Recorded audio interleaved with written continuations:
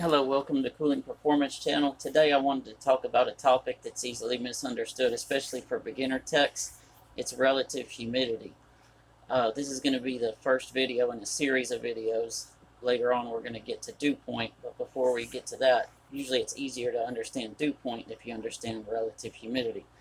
So what I've done here is I've taken two sponges and I've made a small sponge and a bigger sponge. I tried to find a red one that's big and a blue one that's small, but it's not available where I'm at.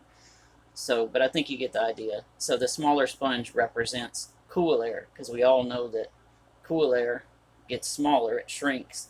Hot air expands, it gets larger, like this blue sponge. So what I've done is I've taken this small sponge and I've soaked it to I'd say that's about 75%. Once this sponge stops dripping, and what that sponge can hold, if it's only been filled to that line right there, that would be 75% relative humidity, give or take on this one, which is pretty realistic, depending on your climate. So if I take that amount of moisture out of there, this is the actual amount of humidity. So that's relative to how large this sponge is. So cool air is the same thing. Cool air can hold less humidity. So when they say relative humidity, what they mean by that is the amount of moisture the air can hold before it reaches dew point, and then it can't hold any more moisture because then it's at 100% relative humidity and condensation starts coming out. So this bigger sponge is like warm air.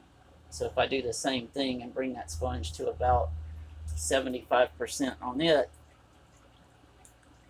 let that finish dripping for a second, and then that's pretty close to, say, 75% of what this sponge could hold. So if I were to soak this sponge completely to the top where it's completely soaked, that would be 100% of what it can hold. So when warm air reaches 100% relative humidity, it can't hold anymore. So what's going to happen if it reaches 100%? It's also the warm air. The condensation is going to start coming out of it if it cools off, or if more humidity is added to air that's already at 100%. Either way, that's going to make condensation come out. So we're going to talk more about that in the next video about dew point.